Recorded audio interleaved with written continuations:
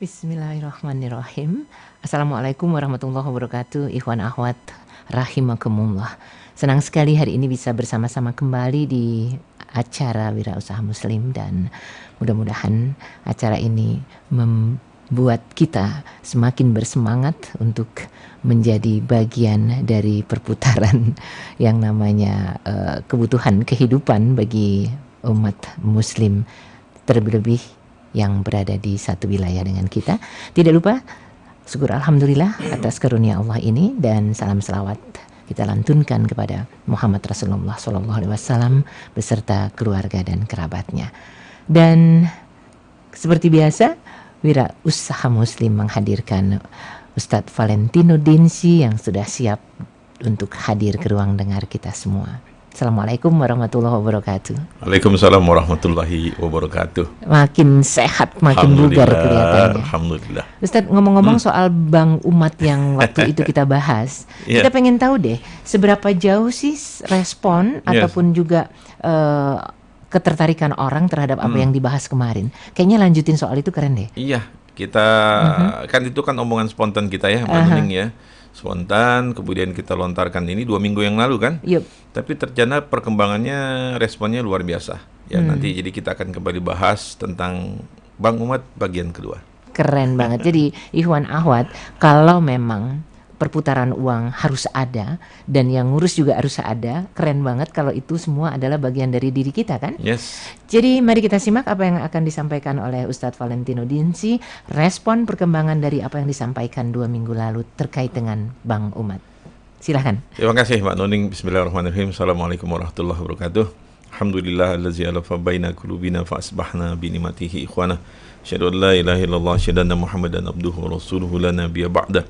Allahumma shalli wa sallim ala habibina wa syafi'ina wa maulana Muhammad wa ala alihi wa ashabihi wa man tabi'ahum bi ihsanin ila yaumiddin. Wa ba'd. Ikhwan akhwat yang dirahmati Allah. Mbak Nuning, jadi kemarin lah saya itu mampir ke kantornya Bang Hamdan Zulfa. Hamdan Zulfa ini kan dulu pernah jadi Ketua Komisi Yudisial Republik Indonesia.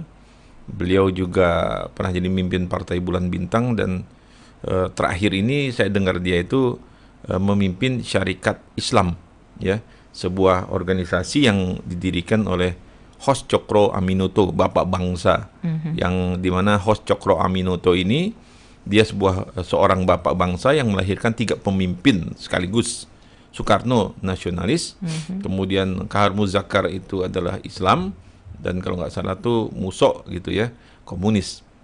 Udah, saya mampir ke tempat beliau. Saya ya siapa saya lah Mbak Nuning kan. Jadi saya memperkenalkan diri itu selalu saya jual nama guru saya, karena saya tahu dia murid guru saya, Bang Imaduddin Abdurrahim. Jadi saya kirim WhatsApp, saya perkenalkan, Assalamualaikum Bang Hamdan, saya Valentino Dinsi, saya asisten pribadi terakhir Bang Imad. Udah, akhirnya ketemu. Kemarin kita ngomong, lumayan lah, sampai menjelang maghrib ya. Dari dia terima saya jam 15.30. Pembicaraan itu saya buka, saya bilang, Bang, saya ingin mengingatkan Abang tentang pembicaraan saya dengan Bang Imad puluhan tahun yang lalu. Jadi dengan Bang Imad nih saya biasa diskusi berdua, ngomong di rumahnya, di jalan, di mana-mana gitu. Bang Imad kan selalu bicara tentang kebangkitan Islam 1425. Ternyata kan prediksinya meleset. Ya, saya sebagai murid, saya bilang saya 2 hal yang nggak pernah lupa dari Bang Imad itu. Suatu saat dia panggil saya. Pertama dia bilang gini, Valentino, saya ingin sampaikan pesan kepada saudara, pesan dari 2 orang guru saya. Kata Bang Imad, oh ya Bang, siapa Bang? Dia bilang, tapi saudara pegang baik-baik ya. Oh ya Abah, siapa Bang? Pertama Bung Hatta, Muhammad Hatta, dan kedua Bung Nasir, Muhammad Nasir. Jadi Bang Imad ini kan memang anak didik daripada Muhammad Hatta dan Muhammad Nasir ya. Apa pesannya Bang? Mereka berdua pesan kepada saya, Imad, saudara tidak usah berpolitik, karena politik itu kotor. Saudara berdakwah saja. Jadi Imad itu nggak boleh berpolitik sama Bang Hatta, Muhammad Hatta, dan sama Muhammad Nasir. Ngomongnya Kak Imad, ya saya paham Bang Imad. Bang Imad itu urusannya hitam atau putih, nggak bisa kayak politisi, ya, nggak bisa pelangi, nggak bisa begitu. Dia hitam putih. Ya udah, saudara berdakwah saja kepada Bang Imad. Bung Hatta dan Bung Nasir ngomong begitu. Dan dia bilang, Bang Imad, saudara Valentino, saya ingin wariskan ini kepada saudara. Jadi ini saya punya warisan dari Bang Imad ini, disuruh berdakwah. Saya bilang, insya Allah Bang, dakwah adalah panggilan hidup saya dan saya ingin mati di jalan Allah. Karena kita sebagai muridnya Mbak Nuning, itu semua yang dibaiat sama Bang Imad. Jadi sebagai murid itu kita dibaiat, baiat amal. Ya bunyinya kayak begini, saya masih ingat. Asyhadu an la ilaha illallah wa asyhadu anna Muhammad Rasulullah. Aku bersaksi tiada ilah yang patut disembah kecuali Allah, dan aku bersaksi bahwa Muhammad adalah Rasul Allah. Ya Allah, jadikan diriku alatmu untuk menegakkan kalimatmu sampai akhir hayat hidupku. Saya bilang, saya masih pegang sumpah itu Bang. Saya ingin menjadikan alatnya Allah sampai akhir hidup saya. Tapi saya minta izin satu hal kepada Abang. Saya ingin berbisnis, saya ingin berdagang. Saya tak mau lagi bekerja di perusahaan orang, termasuk di perusahaan Bang Zul. Saat itu saya menjadi salah satu vice president di perusahaan Zulkifli Hasan, ketua MPR. Dia bilang, saya mau berhenti saja, saya ingin berdakwah dan berdagang, dan saya minta izin kepada Abang agar saya diizinkan di samping saya berdakwah, saya juga berdagang. Saudara peganglah itulah. Makanya Majelis Taklim Wirausaha yang saya dirikan, MTI itu kan kita punya slogan itu, bisnis untuk dakwah, berdakwah melalui bisnis. Jadi satu yang saya ingat dari Bang Imad itu adalah pesan itu. Kemudian pesan yang kedua, dia panggil satu saat saya Mbak Nuning, Valentino, duduk saudara. Saya mau ngomong sama saudara. Ya, duduk. Kenapa Bang? Saudara S2 kan? Iya Bang, kenapa Bang? Saudara lamar anak saya. Saya suruh lamar anaknya. Saat itu anaknya 3 perempuan semua kan, dari istri ya Mbak Am itu kan, si Jandung sini. Saya spontan kaget Mbak Nuning. Loh, saya sudah punya anak 2 Mbak Nuning. Ya, saya spontan, Bang, saya sudah punya anak 2 Bang, saya bilang. Dia komentar, saudara pengecut katanya. Ya beda ini gitu kan. Saya kan aktivis pergerakan ya Mbak ya. Ya kita ya beda lah gitu kan. Nah, jadi 2 hal itu yang tak pernah saya lupa. Saya bilang sama Bang Hamdan Zulfa. Nah, saya bilang Bang, kita terus bicara sama Bang Imad. Saya bilang saat itu, Bang Imad, ini untuk kebangkitan umat ini, kita butuh 2 hal. Dari perspektif saya, sudut pandang saya. Saya bilang yang pertama, kita ini butuh pemimpin yang legitimate, butuh pemimpin nasional, butuh negarawan yang bisa diterima semua kelompok, semua kalangan. Ya, jadi seperti Hatta, Nasir kan semua kelompok, bukan cuma Islam saja. Islam semua aliran terima, nasionalis juga terima, sekuler bisa terima. Nah, kita butuh pemimpin yang seperti itu, yang kita bisa menjangkau, diterima oleh semua kalangan. Dan yang kedua, saya bilang, saat itu kepada Bang Zulfa juga saya bilang, kita ini butuh Abdurrahman bin Auf dan Utsman bin Affan zaman sekarang. Jadi perjuangan dakwah ini butuh Utsman bin Affan dan Abdurrahman bin Auf, artinya apa? Kita butuh ekonomi. Jadi kalau pemimpin yang legitimate itu artinya politik, yang kedua adalah ekonomi. Dan ternyata apa yang saya sampaikan puluhan tahun yang lalu kan terjadi pada Republik kita hari ini, di mana segelintir orang kongsi antara politisi dan konglomerat, ya, penguasa ekonomi, menguasai semuanya kan begitu. Kenapa? Karena kita abai, kita lalai dalam mengurusi tentang masalah politik, dan juga kita abai dari sisi ekonomi. Jadi itu satu pembicaraan saya puluhan tahun yang lalu, dan saya pikir masih hari ini masih relevan bahwa kita tidak punya pemimpin politik yang legitimate, kita tidak punya partai yang bisa bersatu, dan kita tidak punya backup ekonomi, backup kapital, kita tidak punya itu. Terus saya bilang, kemudian terjadilah Bang peristiwa 212 ya, 2/12/2016. Nah, itu saya bilang Bang Hamdan, ini adalah peristiwa yang kalau dalam bahasa saya ini disebut dengan bahasa ekonomi politik itu sebagai populisme. Ya, Arab Spring itu adalah yang disebut dengan populisme, kebangkitan populis, Islam populis. 7 juta orang turun ke jalan di Monas, kemudian reuni keduanya itu 10,4 juta orang. Wow. Nah, kemudian 2 minggu setelah aksi 212 itu kita kumpul di Hotel Sofian, kemudian oleh Habib Rizik dan juga Ustadz Bahtiar Nasir, dan diaksesikan oleh banyak teman-teman para ulama. ditunjuklah saya sebagai wakil ketua Dewan Ekonomi Syariah 212. Dah, pada saat itu saya bicara menyampaikan sesuatu yang pembicaraan itu masih saya sampaikan sampai hari ini. Apa itu, Mbak Nuning? Saya sampaikan peristiwa 212 ini adalah peristiwa besar, ya, momentum besar, dan ini terjadi kan, populisme ini kan di seluruh dunia Islam. Jadi kalau kita tidak bisa memanfaatkan momentum ini, kalau umat Islam tidak bisa memanfaatkan momentum ini, 212 peristiwa besar ini, kejadian sejarah ini cuma tinggal jadi sejarah, jadi foto, jadi video, jadi kalender, jadi novel, jadi film layar lebar. Saya bilang bentuk tim task force, gugus tugas, kita bagi tugas, siapa yang nangani bidang ekonomi, siapa yang nangani bidang politik, sosial, pendidikan, kebudayaan, teknologi. Jadi di dalam umat itu harus ada sekelompok-kelompok orang itu yang membagi tugasnya memikirkan urusan umat ini. Ya, kalau enggak ya cuma jadi foto, sejarah, video, gambar, kalender, film layar lebar. Omongan saya terbukti semua sekarang. Jadi video, kalender, foto. Kenapa? Kita gagal mengambil momentum itu, kita gagal membuat tim kecil itu, kita gagal membuat organisasi yang bisa menggerakkan umat ini dengan momentum itu. Kita hanya bergerak di bidang politik kan, demo lagi, dukung pilkada ini, pilkada itu. Jadi kita lalai, abai. Udah, saya udah ngomong kan banyak tuh, hampir ke semua pimpinan segala macam, udah capek lah. Udah akhirnya sudahlah. Dan alhamdulillah Bang Hamdan Zulfa tuh dukung ya. Jadi bahkan saya diminta bantu syarikat Islam, ya kalau ini kita diskusi-diskusi aja lah Bang, saya bilang kayak gitu, nggak usah struktural lah gitu kan.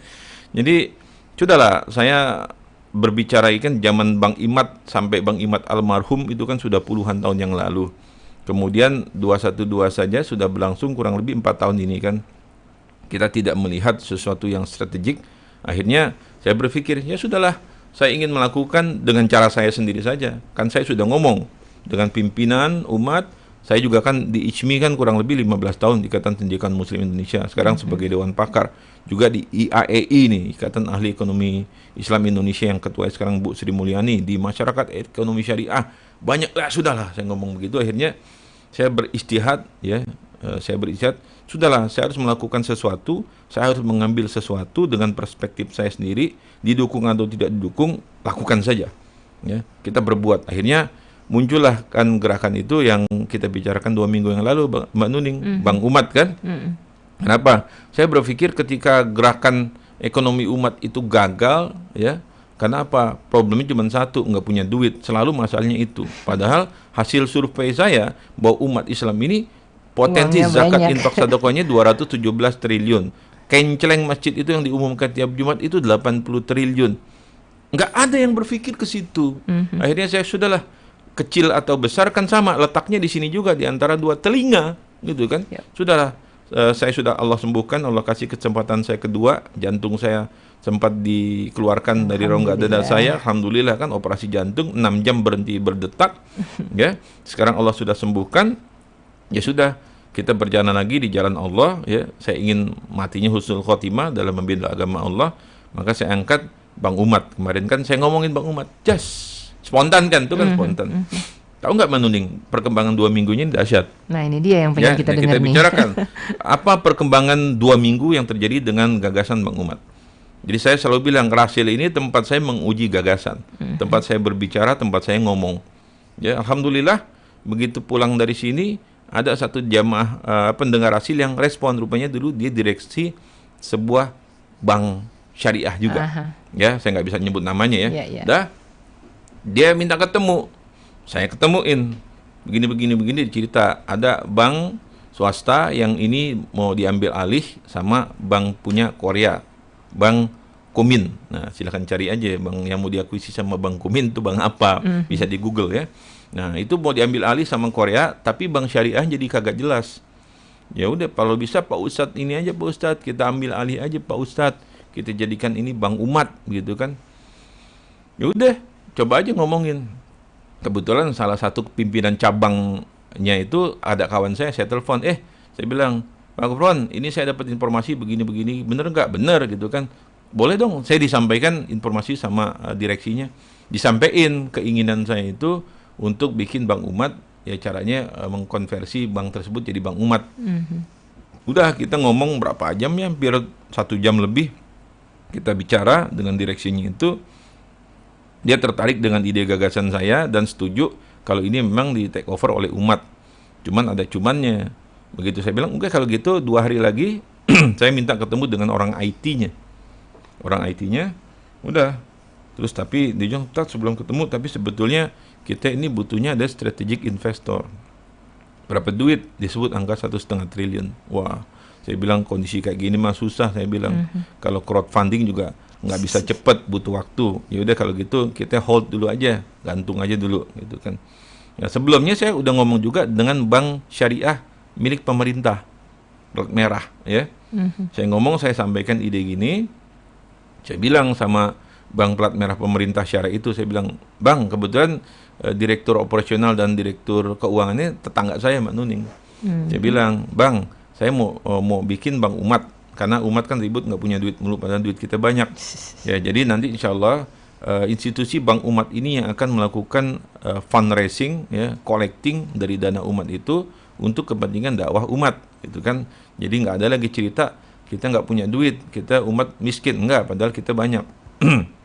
Dia bilang, saya butuh 3, Bang. Yang pertama, saya butuh virtual account dari bank-bank, sehingga ketika umat bergabung ke bank umat, dia punya langsung rekening bank beneran gitu ya, bank beneran. Jadi bank syariah plat merah tersebut, dia kalau bahasanya sebagai custodiannya, sebagai custodinya. Ya, jadi betul-betul kita daftar, katakan ke bank umat, ya kita punya rekening di bank syariah tersebut, Mbak Nuning. Jadi ini legal ya, legal. Jadi bukannya ilegal. Satu, saya bilang butuh virtual account. Yang kedua, saya butuh e-wallet sebagai financial technology. Dia oke, kenapa? Supaya ketika sudah punya kita punya e-walletnya, fintechnya kita punya, kemudian virtual accountnya kita punya, ini dari segi regulasi no issue. Jadi saya nggak bisa ditanya orang, wah itu Valentino tuh bikin bank umat tuh izinnya bagaimana? Enggak, izinnya gue custody-nya dengan bank plat merah. Jadi masalah regulasi no issue. Masalah nomor rekening kita punya, masalah izinnya sudah selesai karena kita strategic partnership dengan bank pemerintah, gitu kan. Sementara belum punya nih Mbak Nuning ya. Oke. Terus yang ketiga saya bilang, saya butuh untuk dana untuk sosialisasi. Ya, kan saya akan keliling tiap provinsi, ya. Saya bilang kayak kemarin kita di Istiqlal ngumpulin 5.700 DKM. Itu kan sewa Masjid Istiqlal aja 49 juta mana nih. Gitu kan. Kemudian kayak di Bandung, kita kemarin juga Jawa Barat, MT Jawa Barat kumpulkan 3.700 itu jamaah dan pengurus DKM. Itu kan perlu dana semua, gitu kan. Udah. Alhamdulillah, artinya dari sisi regulasi kita saya akhirnya memutuskan kelihatannya dengan bank plat merah pemerintah, ya, supaya tidak ada isu di regulasi. Ya, jadi kalau orang tanya izinnya apa, izinnya kita adalah strategic partner dengan bank syariah milik pemerintah.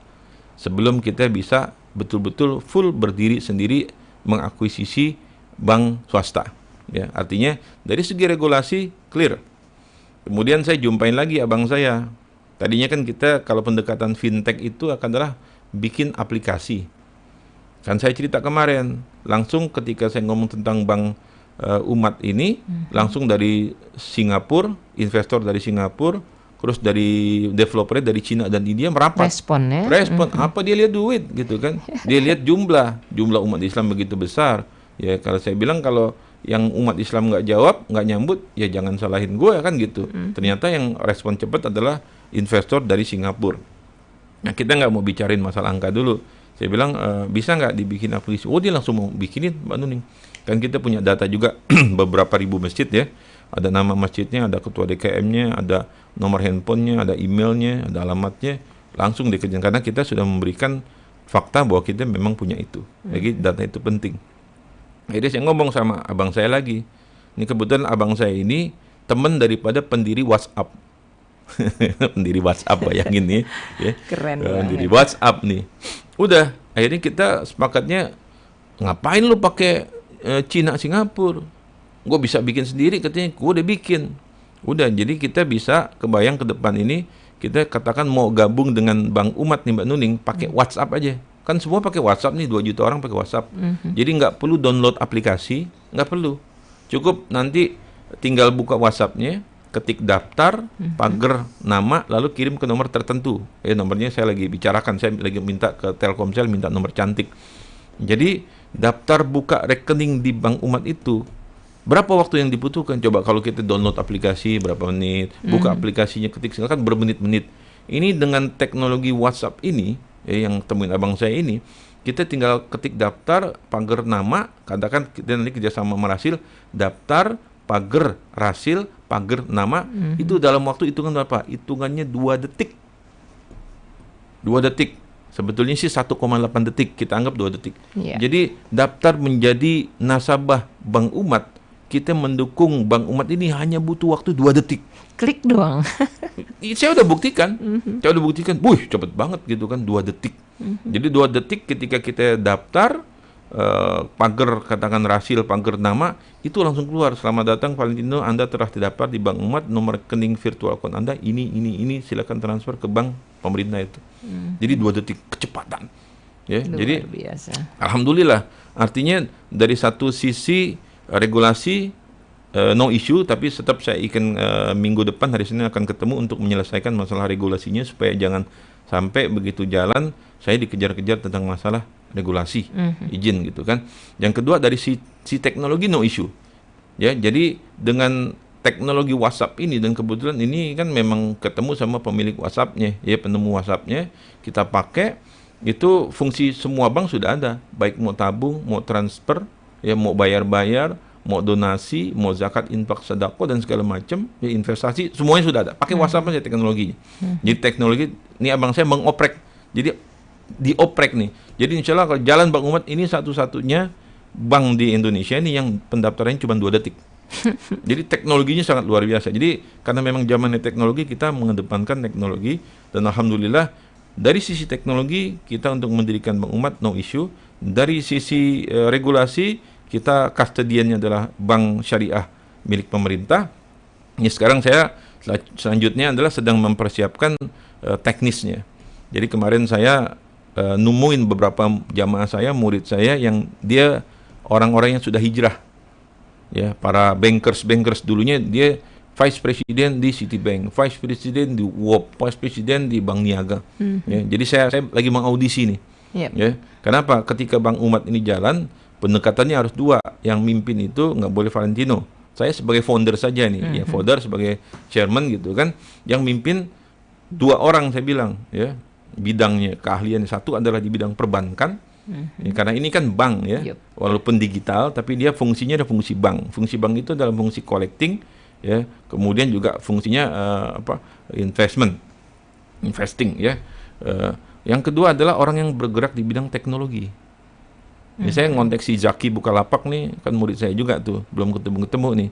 Jadi pendekatannya kalau memang zamannya sudah teknologi, jadi satu pendekatannya adalah pendekatan banking, adalah yang harus bikin adalah orang-orang yang sudah hijrah dari bank konvensional, ya kemudian meninggalkan, nggak mau lagi di bisnis bank. Tapi kan kita butuh Bank Umat nih, ya kita butuh orang-orang yang sudah hijrah untuk memimpin Bank Umat ini. Satu adalah memang dia pengalaman di banking, ya karena ini berkaitan dengan treasury dan macam-macam. Dan satu lagi teknologi.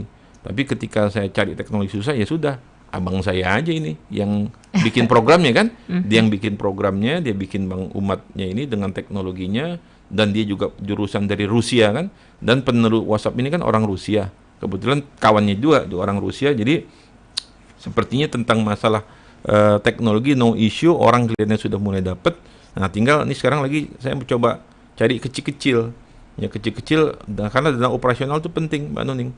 Ya, kita contoh ya, saya kan akan nanti nyamperin sebagai endorsersnya ini 7 orang ustadz aja. Salah satunya adalah Ustadz Hussein Rasil, ya. Karena saya tahu ada pendengarnya Rasil, jadi nanti ya jamaahnya Rasil, pendengarnya Rasil adalah salah satu juga yang kita harapkan bergabung mendukung gerakan Bank Umat ini. Kemudian saya juga Ustadz Uwas Abdul Somad.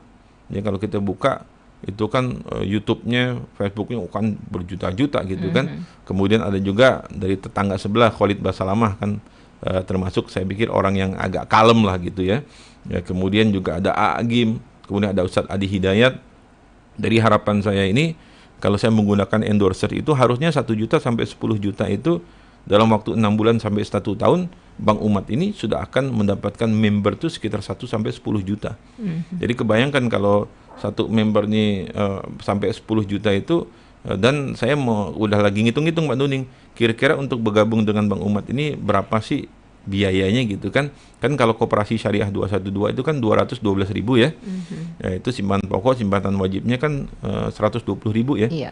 Jadi 250-an ribu gitu kan. Ya, saya berpikir apakah bisa diangka, katakan Bank Umat ini bergabung punya dapat nomor rekeningnya kira-kira 100.000 rupiah. Ya, saya lagi hitung-hitung ya, sehingga kita bisa memberikan juga untuk operasional dukungan ini perlu. Jadi sekarang yang lagi dibutuhkan adalah ini kita untuk menjalankan ini, ya, kita dana lagi terbatas, butuh bantuan dana operasional nih, ya, paling tidak untuk sekelompok ya 2-3 orang di bidang teknologi, di bidang perbankan untuk bantu kita mikir, kemudian juga untuk berjalanlah paling nggak nemuin ustadz-ustadz tersebut, kemudian mensosialisasikan nanti ke NU, ke Muhammadiyah, ke lembaga-lembaga lain ya. Jadi butuh bensin kecil lah gitu ya. Yeah. Jadi saya tawarkan juga nih, mungkin ada ikhwan akhwat para investor yang kelebihan dana nih, yang ingin berinfak dan bersedekah, atau bisa juga kita nanti membuka ini opsi untuk para investor awal, Mbak Nuning. Yep. Ya, jadi kayak daripada Singapura dia masuk katakan ngasih duit kemudian minta berapa persen saham, ya mendingan kan kita kepada umat aja yang ada duitnya lebih, ada rezeki lebih, duitnya nganggur, ya sudah mendingan dia sebagai investor awal di Bank Umat ini. Sehingga ketika Bank Umat ini bisa berjalan, berkembang, kemudian ada investor besar yang masuk, dia sudah menjadi investor-investor awal ya, seperti kayak gini lah ya. Facebook itu dulu ketika Mark Zuckerberg membuat Facebook kan investor awalnya kecil ya, orang nggak percaya gitu kan. Tahu-tahu tiba-tiba harganya sekarang udah jadi sekian ribu triliun, maka 4 orang pendiri Facebook itu ya, termasuk Mark Zuckerberg kan luar biasa kaya raya, termasuk juga Alibaba kan.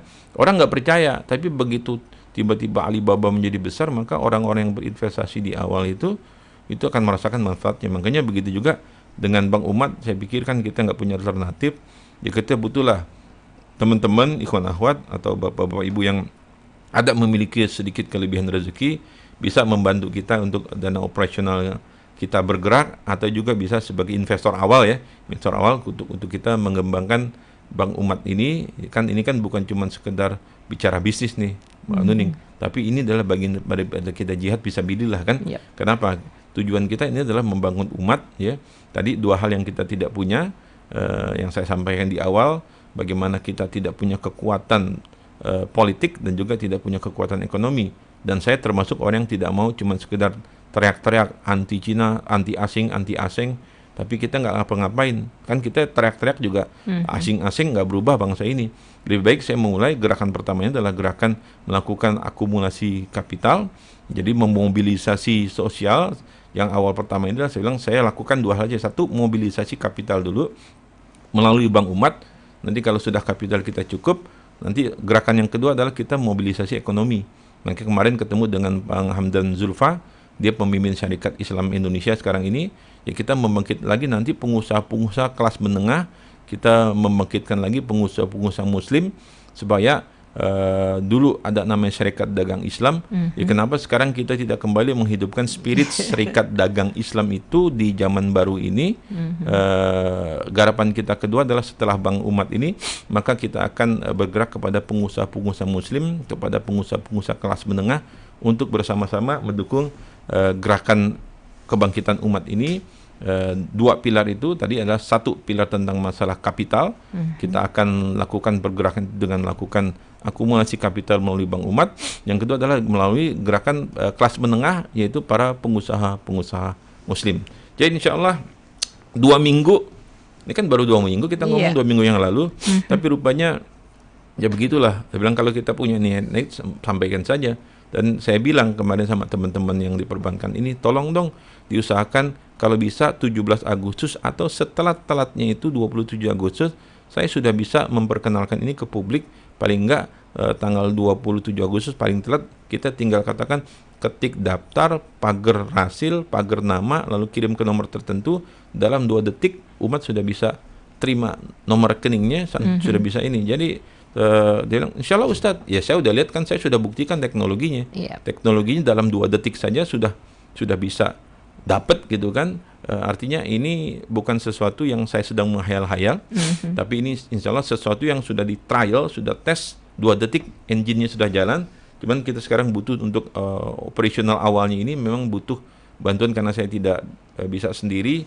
Ada beberapa orang yang saya minta bantu untuk berpikir dan juga bekerja, dan untuk mempercepat itu ya ibaratnya mobil butuh bensin juga. Nah, jadi teman-teman yang mau bantu ya bensin ini dikit-dikit, mau bantu dorong-dorong, ahlan wa sahlan. Insya Allah sampai sejauh ini saya melihat positif bahwa rasanya bank umat insya Allah tidak akan terlalu lama akan hadir di tengah-tengah kita, insya Allah. Amin, Allahumma amin. Yang jelas kalau tadi dikatakan dukungan dari masyarakat untuk 212 dari 7 juta yang kemudian berikutnya peringati istilahnya aja menjadi 10 juta lebih, dan DKM kita lebih dari 3.700. Bayangan kehidupan ini dengan kita punya umat, masjid 850.000. Tapi yang sudah ya harusnya 100.000 aja sih bergabung. Iya betul. Baik, beberapa WA sudah kita terima dan nanti kita akan jawab pertanyaan-pertanyaan yang diajukan. Yang jelas banyak yang nggak sabar pengen ikutan. Insya Allah kalau sudah sedemikian mudahnya kita membangun, kemudian membesarkan apa yang sedang direncanakan dan memang dibahas 2 minggu lalu ini sudah direspon sedemikian rupa. Kalau tadi dikatakan Serikat Dagang Islam dulu keren, kenapa nggak spiritnya kita pakai, itu luar biasa banget. Baik, nanti kami kembali ke ruangan Anda sesudah jeda berikut.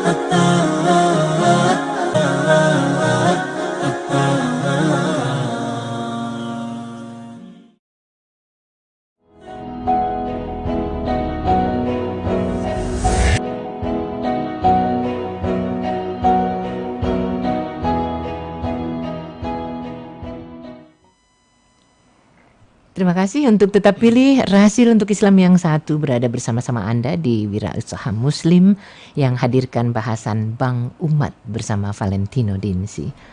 Begitu banyak yang memberikan jempol dan harapan. Satu di antaranya dari Depok, dari Pak Mulyadi. Ustadz Valentino, Mbak Nuning, kira-kira kapan nih di launching Bank Umat biar umat Islam punya kemandirian ekonomi gitu loh. Kemudian dari Bapak Amir di Bekasi, saya siap jadi nasabah dan siap sosialisasikan dengan kawan-kawan. Mohon info berkalanya, insya Allah ya. Dan pertanyaan berikutnya dari hamba Allah, kalau tadi dikatakan kustodian bank pemerintah, boleh tahu nggak banknya apa? Ya nggak enak lah nyebutnya ya. Tapi bank syariah milik pemerintah. Ya, cukup besar, cukup kuat. Makanya saya menginisiasi Bank Umat ini karena saya mendengar kabar, kan kita baca semua beritanya, Erick Thohir itu Menek BUMN mau memergerkan semua bank-bank syariah milik pemerintah. Ya kan mau di-merger. Artinya apa? Kita punya peluang. Makanya ide Bank Umat itu saya munculkan ketika nanti di-merger, umat tidak punya pilihan lain kan, kecuali bank hasil merger pemerintah tersebut. Ya, umat harus punya, makanya dibuatlah ini buatlah jadi Bank pilihan. Umat situ, jadi satu pilihan. Bahkan saya bilang ini jadi semacam alternatif bagi umat. Di samping satu sisi adalah memecahkan masalah kita, juga kita memang supaya mandiri mengelola keuangan milik umat kita sendiri, kayak begitu Mbak Nuning. Oh ya, saya ingatkan nomor saya ya. Jadi nomor saya yang terakhir ya, yang terbaru ya 0813 1961 8972. Jadi kalau yang sudah punya nomor lama tuh 0815 diganti jadi 0813 1961 8972. Jadi saya sampaikan sekali lagi bahwa Bank Umat ini secara technical, secara teknologi no issue. Sudah kita tes, untuk mendaftarkannya hanya butuh waktu 2 detik saja.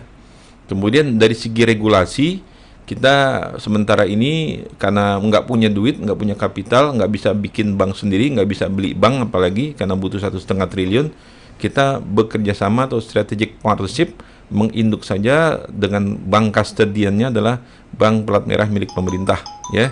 Jadi insya Allah yang kita butuhkan sekarang tinggal adalah bagaimana saya bisa mencari orang-orang yang amanah, tepat, profesional untuk mengelolanya, dan lagi-lagi itu butuh dana pasti ya untuk operasional awal ini.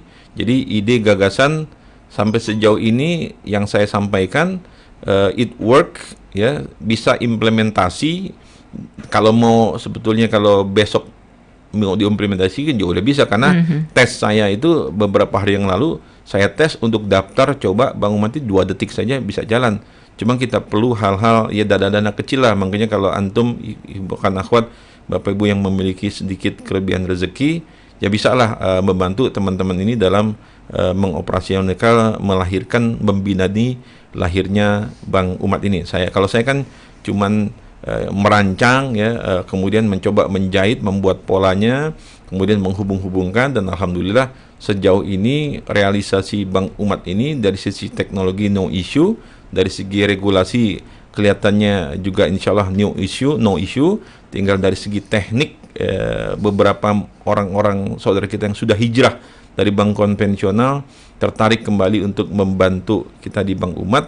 Jadi ya tinggal sepertinya sedikit bahan bakar saja untuk mendorong mobil ini bisa melaju, bisa berjalan.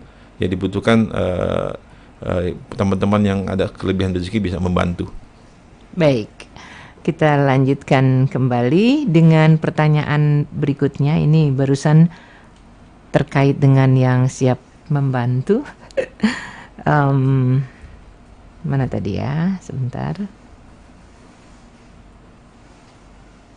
Oke, kita ke tempat yang lain dulu nih Pak siapa nih namanya? Pak Valentino Dinsi waktu siaran di Rasil episode sebelumnya itu pernah mengatakan kalau di bank syariah yang banyak mengajukan kredit kan banyakannya orang-orang Cina. Yes. Nah, kalau menurut saya bagaimana mungkin saja umat sudah sadar akan dosa dan riba terus langsung ke bank kita. Ya harusnya kan begitu. Ya makanya saya sekarang sedang berbicara itu juga dengan teman-teman yang menjadi partnership strategic partner kita itu, saya minta satu non riba, ya non riba, satu kita bisa free administration, ya. Jadi tinggal kita bicarakan itu, Pak Nuning. Dan saya mau nanti ketika dipublish itu, ketika umat mendaftar itu kepada Bank Umat, transfer ke rekeningnya atasnya begitu dibuka ya Bank Umat namanya. Nah ini jadi hal-hal teknis sebetulnya yang ya insya Allah bisa segera kita atasi lah, mudah-mudahan, doa antum semua lah insya Allah. Banyak sekali nih yang tanpa nama ikut, insya Allah saya ikut Ya, alhamdulillah. Segera ya. Kalau bagian ini memang apa yang memang dinantikan banyak orang juga ya. Dan kalau tadi Pak Amir di Bekasi mengatakan mau sosialisasikan dengan kawan-kawan yang nggak sempat dengar Rasil sekarang, itu jadi ya saya bilang, saya ini kebetulan kita di grupnya ada 1.500 ustadz Mbak ya, 1.500 ustadz ternama lah gitu. Jadi saya bilang sementara saya akan butuh 7 orang ustadz aja. Saya bilang Ustadz Hussein dari Rasil, kemudian Ustadz Adi Hidayat, Abdul Somad, Khalid Basalama, A.A. Agim. Jadi 7 orang ustadz utama saja yang saya pikir 1 juta sampai 10 juta nanti member itu akan dapat gitu. Makanya ini saya pikir ini peluang yang sangat besar. Makanya tidak heran investor dari Singapura dan programmer developer dari Cina dan India tuh merapat ke saya karena dia melihat potensi itu. Saya sih semata-mata melihat mereka melihat ada potensi kapital di situ, ada uang di situ, ada profit di situ. Mereka merapat, ya kan? Makanya harusnya ya kita harusnya umat Islam nih yang ngedorong sendiri, yang membantu saya ya harusnya umat Islam gitu kan. Dan harusnya para investor-investor awal ketika kita mendirikan Bank Umat ini adalah umat Islam yang memang Allah berikan kelebihan rezeki dari situ. Ya kenapa? Ya keuntungannya adalah ketika Anda jadi investor pemulanya ini pasti akan mendapatkan manfaat yang lebih besar lagi ke depan. Insya Allah. Jadi kami mengundang Anda untuk terundang. Baik, ini keren banget dari Pak Zainir Umar di Pola Group. Saya siap, saya sedang dengarkan Bang Umat, saya siap untuk membantu. Minta dong nomor saya, berikan dong nomor saya ke Pak Valentino. Ya, saya siap. udah Nanti sudah dicatat Nanti ya. siapa lagi yang menyusul tuh bersama dengan Pak Umar ya, insya Allah. Kemudian ini ada pertanyaan, kalau seandainya tidak ber-WA, bisakah langsung nanti kalau kita mau menjadi bagian dari Bank Umat, nanti kalau sudah jadi? Ya, jadi ya ngapain orang pakai WA aja 2 detik? Ada orang-orang yang memang memiliki kerinduan untuk bertatap muka gitu atau langsung datang ya, gitu. yang jelas kan kita tidak ingin membuka kantor cabangnya ya, karena ini kan bukan bank konvensional. Kalau kita buka kantor cabang kan butuh dana untuk buka cabang lagi untuk segala macam. Tapi dengan kita teknologi pendaftaran untuk nasabah aja, jadi nasabah itu kan nggak perlu datang ke kantor, pakai WA. Dan kenapa kita pakai WA? Karena 200 juta orang sudah pakai WA. Kemudian kenapa kita juga memikirkan untuk tidak menggunakan pakai aplikasi, apps? Karena untuk apps itu kan harus di-download dulu. Butuh download, butuh waktu. Tapi kalau pakai WA, kita sudah kita tes engine kita ini 2 detik. Dan kalau kita mau bikin KW itu berapa ribu triliun investasinya, kan kita nggak punya uang untuk itu. Dan kebetulan ini abang saya programnya adalah memang berteman dengan penemunya WA, ini orang Rusia, ya sudah 2 detik. Dan kabar bagusnya lagi Mbak Nuning, insya Allah nih teman-teman Indonesia, bukan cuma di Indonesia saja, ini bisa didaftar dari seluruh dunia. Dia kayak yang di New York, kan pakai WA juga, cukup ketik WA, ketik saya pakai WA, saya kirim, dia sudah punya rekening di dunia. Dan luar biasanya lagi, contoh ya, ini saya bilang saya mau Indonesia dulu, Indonesia 10 juta lah target kita, kita punya member. Nanti kita bisa juga ke Amerika, ke New York, termasuk ke Middle East, Timur Tengah. Jadi kalau orang-orang Arab nih, yang akan dia ingin menyumbang untuk bangun masjid di Indonesia, ya, jadi dia cukup tinggal pakai WhatsApp transfernya, ya, pakai WhatsApp, dia transfer, kemudian dia bisa lihat masjid yang dibangun, sedangkan dia transfer, selamat, masjid Anda sedang dibangun. Kita dapat laporan langsung, masjidnya di sini, gambarnya kayak begini, laporan gitu. Itu dengan teknologi WA saja. Jadi WA ini luar biasa gitu kan. Ya sudah, akhirnya kita udah, karena saya udah lihat seperti itu. Jadi kalau kita pakai Western Union itu kan 2 hari transfernya. Kalau pakai WA nih nggak lebih dari 20 detik. Jadi mentransfer uang ke seluruh dunia itu cuma 20 detik ya. Jadi luar biasa ya, karena salah satu competitive advantage daripada Bank Umat ini adalah teknologi, dan itu yang mau menjadi kekuatan utama kita sebetulnya. Jadi kalau kita untuk kepentingan umat itu untuk zakat, infak, sedekah, bersedekah, berinvestasi, ya pakai teknologinya, pakai WhatsApp aja. Ya, insya Allah, dan saya pikir 200 juta orang Indonesia sudah menggunakan WhatsApp. Ya kita ngapain cari yang susah-susah? Walaupun saya tahu nanti ada orang-orang yang gaptek segala macam, ya dia minta tolongnya sama anaknya gitu kan. Ya karena 200 juta orang sudah menggunakan WhatsApp di Indonesia. Dan kalau itu semua dilayani untuk berbank umat, menyenangkan otomatis sekali. kok langsung terdaftar. Set, hanya butuh waktu 2 detik. Coba. Ini ada pertanyaan dari Ibu Carmila. Assalamualaikum. Kalau saya seorang guru swasta dan saya suka mendapatkan tunjangan dari pemerintah, tetapi tidak jelas waktu pencairannya, bisa nggak kalau dialihkan dananya ke bank umat? Bisa, ini termasuk kita transfer sedang berarti menjalin kerjasama dengan pos ya, kantor pos. Kebetulan direksinya kantor pos, direkturnya kawannya abang saya juga. Jadi kita bisa itu nanti ngambil uang itu di kantor pos. Kalau dulu ingat ada wesel ya, ya udah. Jadi kalau di daerah terpencil gitu kan, nggak ada adanya bank, cuman kantor pos adanya gitu. Kantor pos, dia bisa ngambil uangnya di kantor pos dengan apa? Dengan pakai bank umat, dengan apa? WhatsApp. Ya, dengan menunjukkan WhatsApp dan nomornya. Jadi ini ketika ketemu saya gali dengan abang saya ini, waduh, masya Allah nih. Jadi malah sampai kita ngomong yang serem-serem. Wah, cuman lo hati-hati aja lo katanya, lo bisa dibunuh nih katanya. Kenapa? Western Union kan 2 hari, seluruh Indonesia, seluruh dunia kan. Sementara ini bilangannya cuma menit. 20 detik. Detik malah 20 detik kita bisa transfer uang kemanapun. Jadi ya ini salah satu keunggulan ya. Jadi saya nggak tahu ya, kan ini kan sesuatu yang kita ngomongkan 2 minggu yang lalu Mbak Nuning ya, sebelum siaran, ide tentang bank umat, tapi ternyata rupanya bergulirnya begitu cepat. Saya nggak tahu nanti nih setelah ngomong lagi ini, ya kan responnya aja udah banyak. Yang mau daftar udah banyak. Enggak, kita nggak terima pendaftaran, belum ada penerima pendaftaran. Kita yang sekarang butuh ini adalah teman-teman yang kelebihan rezeki, membantu kita untuk dana operasional untuk menjalankan bank umat ini dulu ya. Karena memang perlu, ya saya butuh orang-orang yang bekerja juga, yang berpikir, dan kita bayar dia. Kalau saya kan ya insya Allah sih dapat amal pahalanya aja. Nantilah kalau ada baru belakangan gitu kan. Tapi kan ada orang-orang yang memang harus bekerja, yang membuat berhubungan dengan banyak pihak, dan mereka lah yang saya mau memang orang-orang ini dibayar secara full gitu. Jadi ini bukan pekerjaan asal-asalan.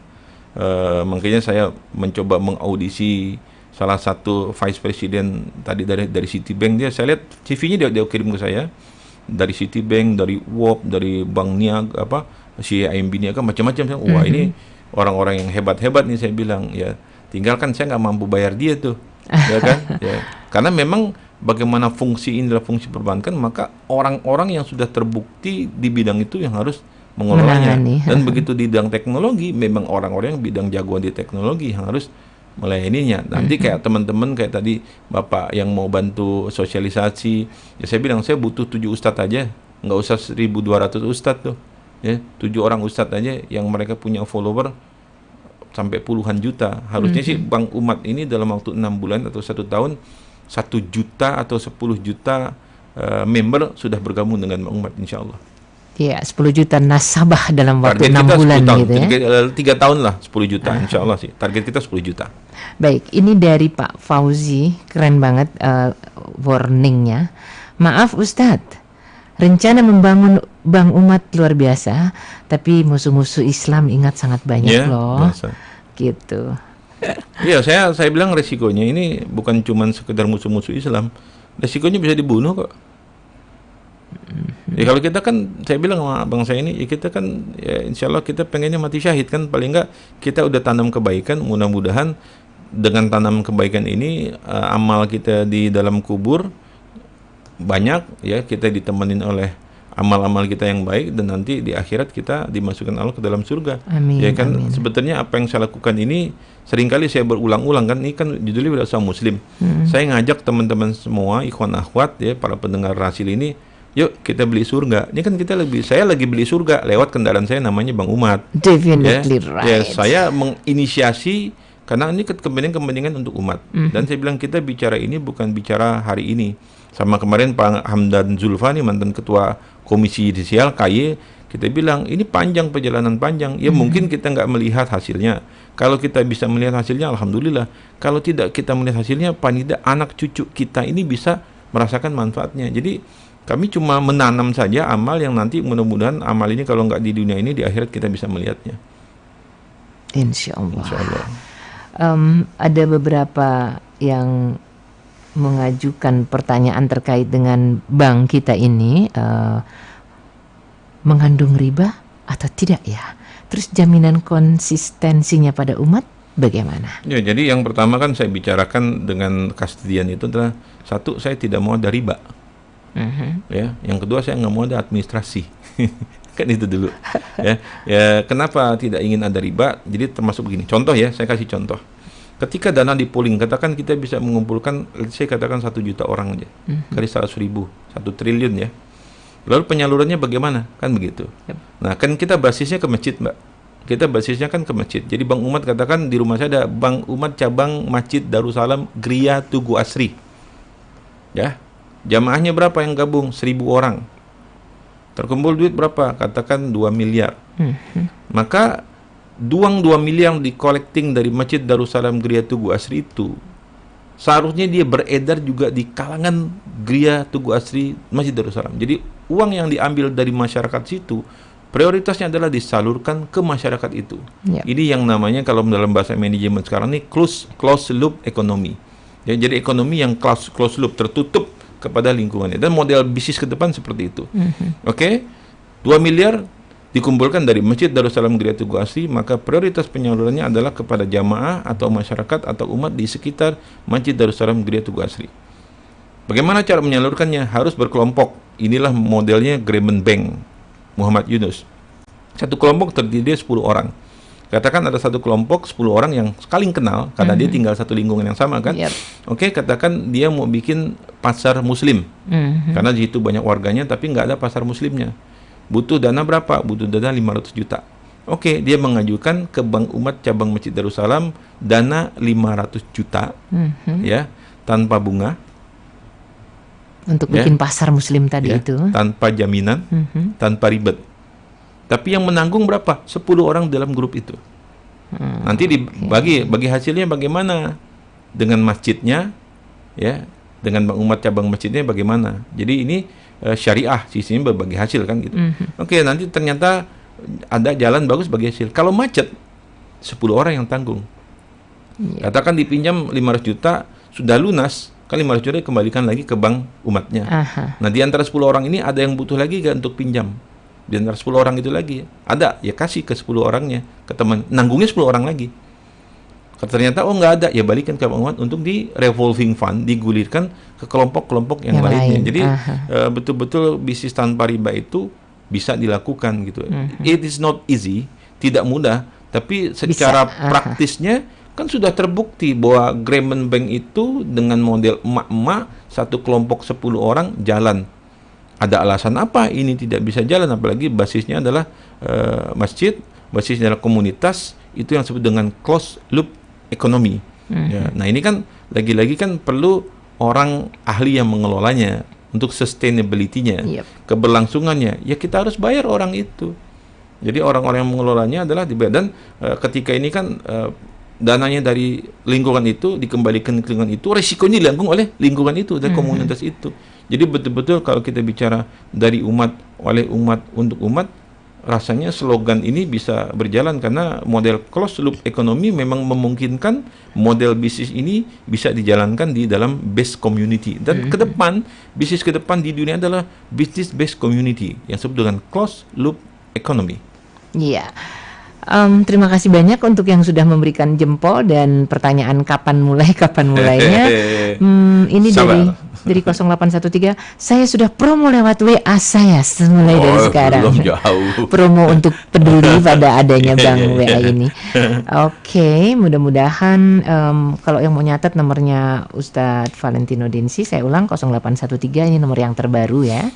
1961 8972. Sekali lagi 0813 1961 8972. Baik, kita rangkum bahasan kita tentang Bank Umat. Ya, jadi apa yang kita lakukan ini sebetulnya suatu upaya ya, diawali dari kegeraman saya ya. Ini kalau bahasa orang Betawi, gue gedek banget, gue gerem orang cuma teriak-teriak aja umat. asing, Cina, tapi kita nggak bergerak-bergerak. Jadi saya mencoba mendorong ide gagasan ini, ya, Bank Umat ini sebagai langkah awal. Ini langkah awal, ingat, ini langkah awal. Ini yang namanya mobilisasi sosial. Kita lakukan mobilisasi ekonomi dulu, bahwa kita bisa, insya Allah dengan kapital ini, dengan adanya kapital, banyak program-program keumatan yang bisa kita lakukan. Alhamdulillah secara regulasi Bank Umat ini saya katakan no issue, nggak ada masalah. Kemudian secara teknologi kita sudah buktikan untuk mendaftarnya cuma butuh waktu 2 detik saja. Artinya as a teknologi no issue. Masalah tadi untuk menjamin ke-sustainability-an, keberlangsungan ini, bahwa ini harus profesional, transparansi dan accountable, maka harus orang-orang ahli yang mengelolanya, orang-orang ahli pada bidangnya yang menjalankannya. Ya, saya kan cuma tinggal ngawasin aja gitu kan, gambar besarnya saya punyai, tapi the problem is always in detail and execution. Masalah terutama itu adalah pada masalah detail-detail dan eksekusinya, dan saya ingin mempercayakan ini kepada orang-orang yang memang ahli pada bidang tersebut, dan sudah mulai berdatangan orang-orang itu. Dan tentu saja untuk menjalankan ini semua dibutuhkan kapital, dibutuhkan modal, dibutuhkan suntikan dana. Makanya satu yang belum kita bisa pecahkan adalah itu. Jadi dibutuhkan sekarang ini adalah untuk paling tidak ya untuk operasional awal. Jadi kalau ikhwan akhwat yang memiliki kelebihan rezeki, ya ingin berinfak, bersedekah untuk mendukung Bank Umat ini, atau juga ingin menawarkan diri untuk menjadi investor awal pendirian Bank Umat ini, ya bisa duduk bareng, bisa menghubungi saya di nomor yang tadi sudah diberikan, bahwa lakukanlah ini semata-mata dalam rangka jihad fisabilillah. Dan kalau bahasa saya, sesungguhnya kami ini mengajak Bapak Ibu sekalian untuk membeli surganya Allah. Ya Allah dikasih rezeki kelebihan, ya wajahidu bi amwalihim wa anfusikum, maka kita berjihad di jalan Allah dengan harta dan jiwa kita. Ya saya punya pikiran, punya ide, punya gagasan, ya tapi kan perlu didukung juga dengan pikiran, dengan tenaga, dengan dana juga. Maka kita panggil, yuk teman-teman yang bisa bantu pikiran-pikiran, yang bantu bisa ngomong-ngomong, yang bantu bisa sosialisasi, yang bantu bisa pakai ilmunya, yang nggak bisa pakai dananya. Jadi partisipasi, keterlibatan umat semuanya ini harus terlibat, dan itulah makanya Rasulullah katakan umat dia ba'duhum auliya ubad, satu dengan yang lain saling menolong sebagai kal jasadul wahid. Kita ini sebagai tubuh yang satu.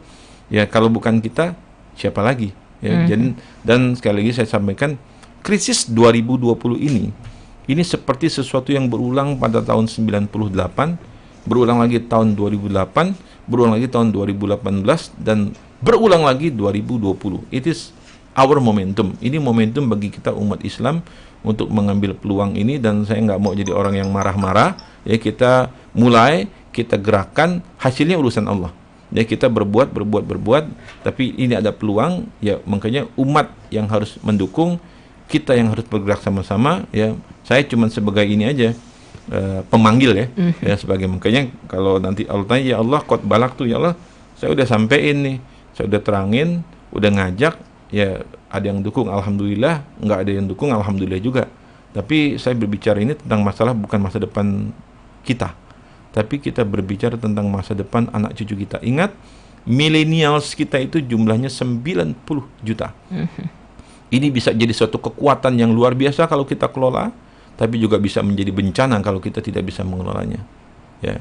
Dan kepada anak-anak ini kan kita berharap nanti begitu kita sudah di dalam kubur, yang kita tunggu apa? Robbil filli wali walidayya warhamhuma kama rabbayani shaghira. Doa mereka, doa anak soleh yang mendoakan kita.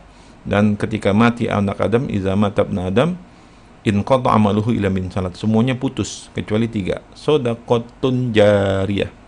Ya, jadi Bank Umat ini manggil yang ahli-ahli jariah yang punya rezeki, ya ayo kita berjariah, bersedekah, shadaqatun jariyah.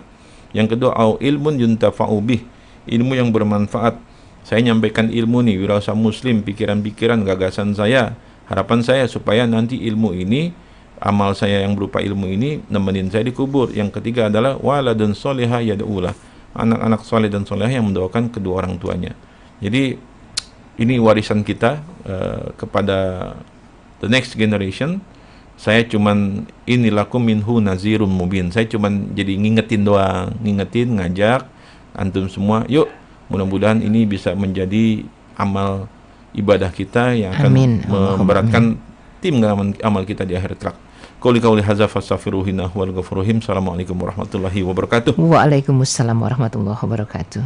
Ikhwan akhwat rahimakumullah, kalau dua pilar tadi, baik itu kapital atau para pengusaha muslim, mungkin bisa jadi kita bagian dari situ, tapi setidaknya kalau 200 juta pengguna WA yang muslim ini semuanya ikut mendukung, sungguh sangat luar biasa, bukan sekedar menjadi mimpi belaka. Mari kita dukung muncul atau adanya bank umat ini, dan mudah-mudahan semua tidak hanya sekedar mimpi belaka, dan lewat doa serta dukungan kita semua akan dapat terwujud. Amin. Terima kasih Pak Valentino Dinsi. Sama-sama, Mbak Nuning. Dan untuk semuanya, mudah-mudahan hari ini menjadi jauh lebih baik dibanding dengan waktu-waktu sebelumnya. Billahi taufiq wa hidayah. Wassalamualaikum warahmatullahi wabarakatuh.